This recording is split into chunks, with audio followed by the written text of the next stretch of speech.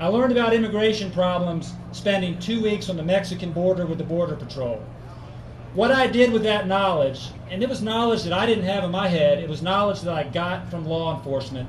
What I did with that is I went back to Washington, we held hearings on immigration, and we helped pass a law called 287G, which gives the federal government the ability to deputize local law enforcement to combat foreign-born criminal aliens. It is a law that's on our books that allows us to deal with the problem that Arizona is now dealing with. Beaufort County's doing it, York County's doing it. It's a solution to a problem. As Attorney General, I will work with law enforcement to find solutions to problems. 8th Circuit Solicitor Jerry Peace just did a television commercial for me because he believes I'm the candidate that can help law enforcement, help the solicitors come up with solutions to problems. And that's the type of Attorney General that I will be. Executive experience is very important. We should not elect anyone to run an executive office that hasn't been trained and proven that he or she can run an executive office in the private sector. The private sector is where we train people, not the public sector. You all should not have to pay to train people to run a public sector office. For the last 5 years, I've been the managing partner of the second largest law firm in this state. I know how to protect your tax dollars. The last 5 years, I've made 5 budgets. The last 2 years, I've had to cut expenses dramatically in order to serve our clients and keep our law firm together. I cut the budget 11%, I cut the budget 14%, and gave our clients the same level of service and kept our people together. I see a couple members of the General Assembly here, and they will assure you that the next Attorney General is going to have less money. The taxpayers need an Attorney General that can do more with less, and I am that Attorney General. I pledge to protect the taxpayer as Attorney General. Finally, you need an Attorney General that's got a proven track record of getting things done. I was the lead lawyer for the Boeing Company. What I had to do is I had to work with the General Assembly, I had to work with the executive branch, and I had to work with a major company to get something done. To get something done that would be good for South Carolina, that would bring jobs to South Carolina. I'm proud of that role. I have a proven track record of doing that.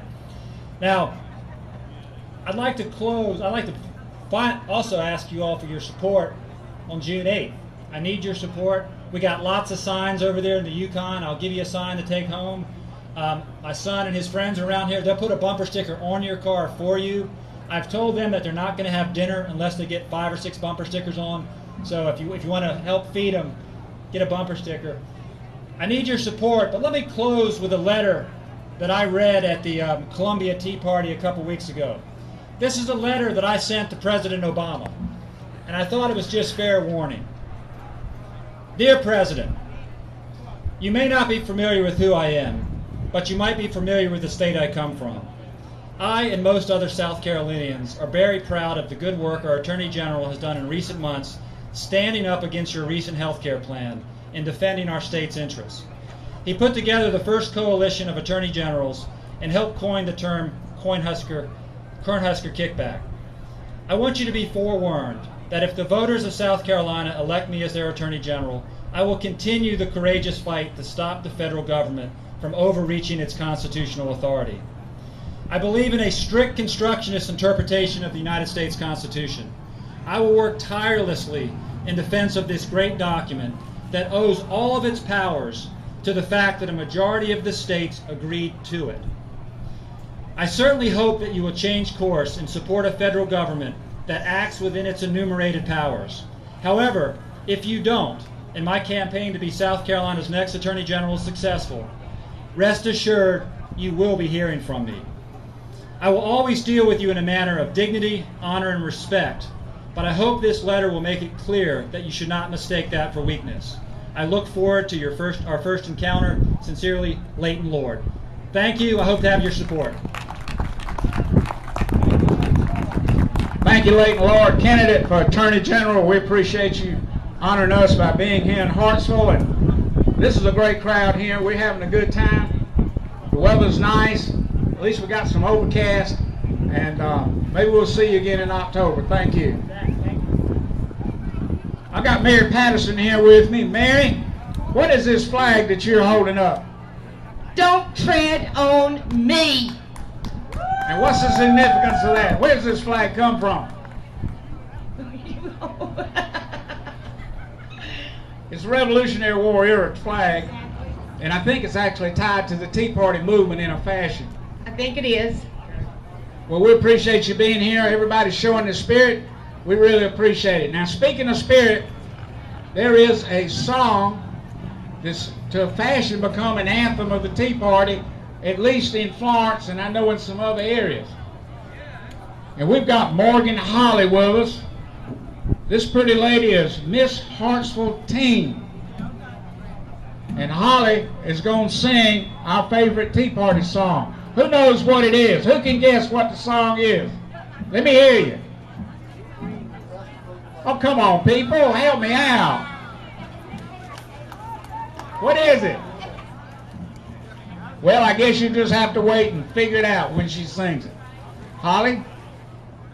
Morgan Holly? She's out there. Hold on just a second. We get her music.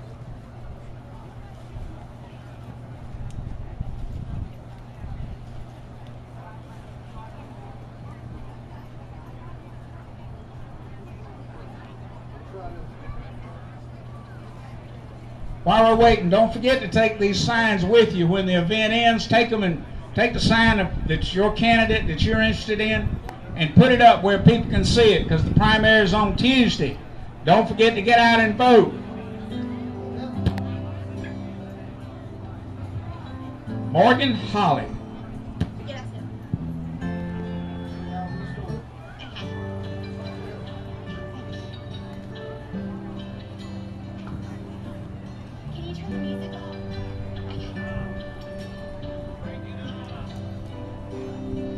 If tomorrow all the things were gone, I worked for all my life, and I had to start again with just my children and my wife. I thank my lucky stars to be living here today, 'cause the flag still stands for freedom, and they can't take that away. And I'm proud to be an American, where at least I know I'm free. And I won't forget the men who died, who gave that right to me. And I gladly stand up next to you and defend her still today. 'Cause there ain't no doubt I love this land. God bless the USA.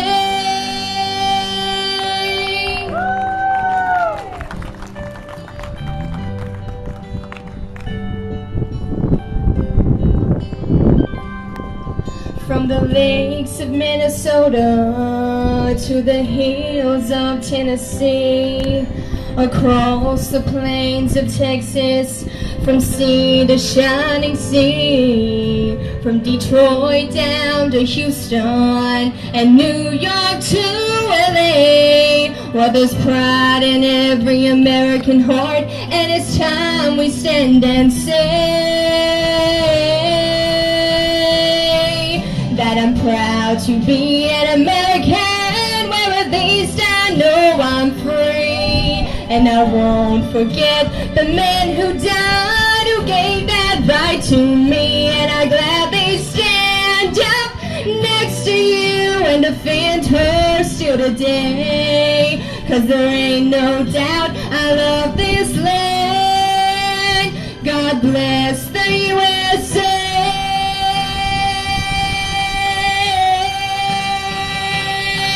And I'm proud to be an American, where at least I know I'm free. And I won't forget the men who died, who gave that right to me. And I gladly stand up next to you and defend her still today.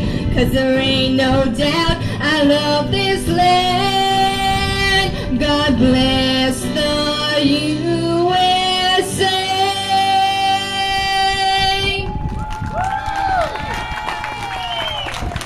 Big hand.